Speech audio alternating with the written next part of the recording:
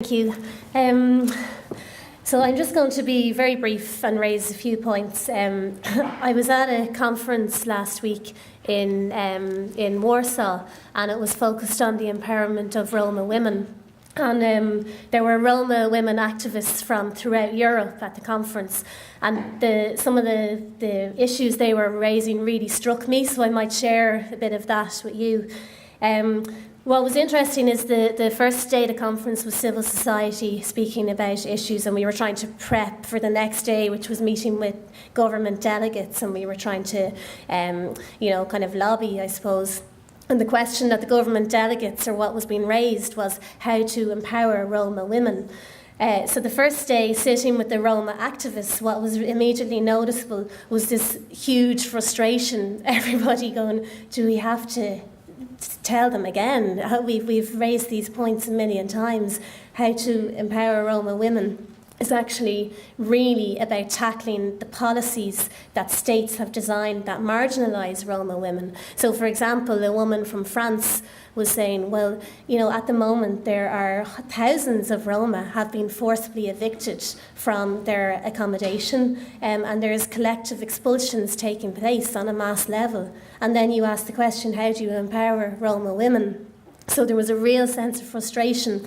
And throughout the day, more and more issues like this were raised. So, it became apparent forced evictions are taking place throughout Europe. A woman from Cluj in Romania, a Roma woman, spoke about a couple of months before her and her family had been literally, with no notice, removed from their accommodation, their houses bulldozed, and they were moved beside a rubbish dump. So this is the context, this is what is happening. Another woman spoke about the issue of coercive sterilisation, and this was a policy in Hungary and Czechoslovakia until the 1990s. It was state policy where Roma women were coercively sterilised, often without their knowledge, or sometimes while they were given labour. In labour, they were asked to sign a document that legitimised a doctor then to sterilise them.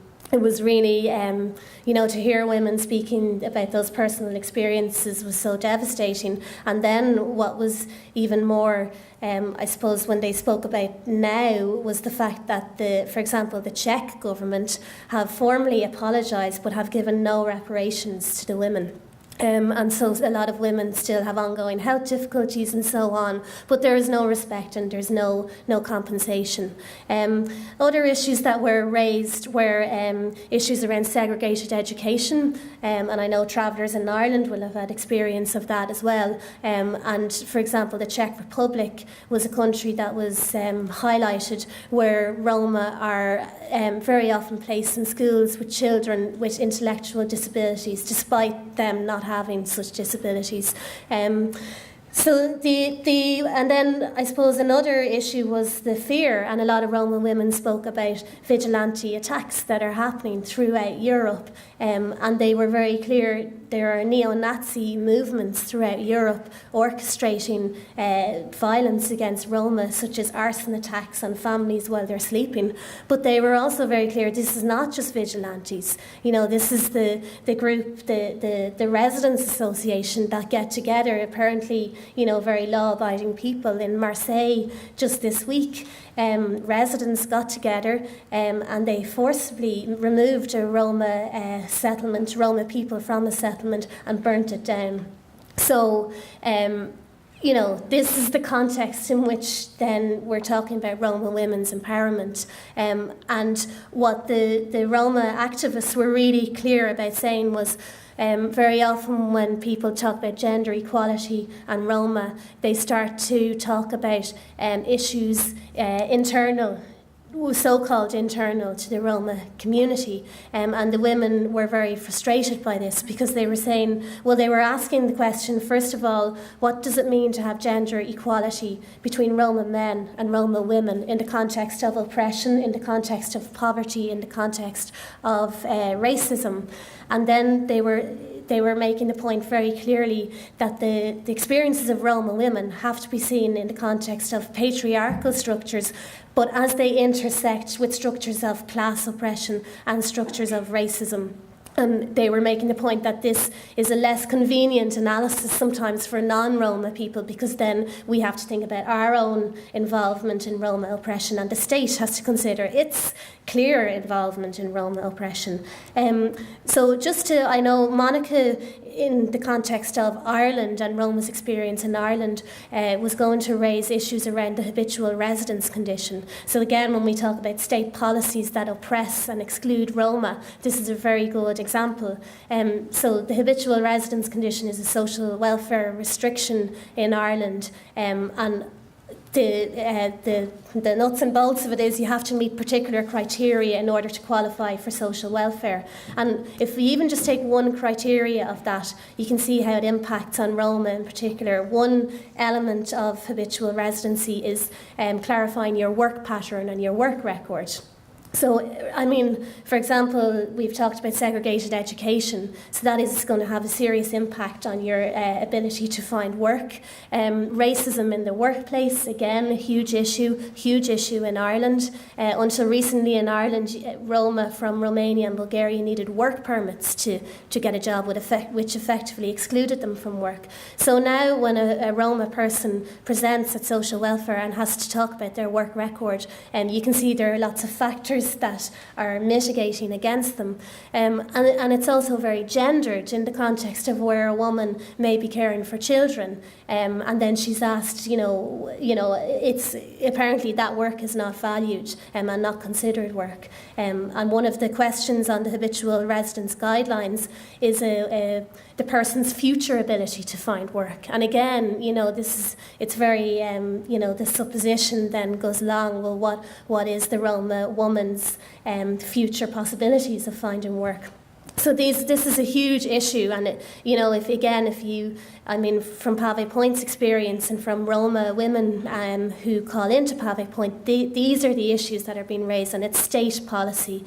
And one of and this leads into, because it's feeding into just the experience in Norway, and I know the media have talked about begging consistently, and we would make the point that where people find themselves in a situation where they have to beg, it's very much in the context of HRC and having absolutely no entitlements. And there are women and children and men living in extreme poverty because of that.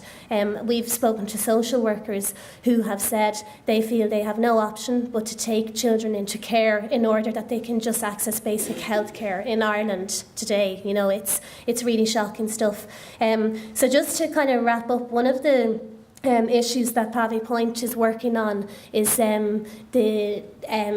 trying to, I suppose, get a framework for policies for inclusion for Roma. At the moment, the policy of the government seems to be either ignore Roma or, indirectly discriminate against them. And there's a lack of policies for inclusion. And one of the vehicles for this, as we see it, will be the National Traveller Roma Integration Strategy.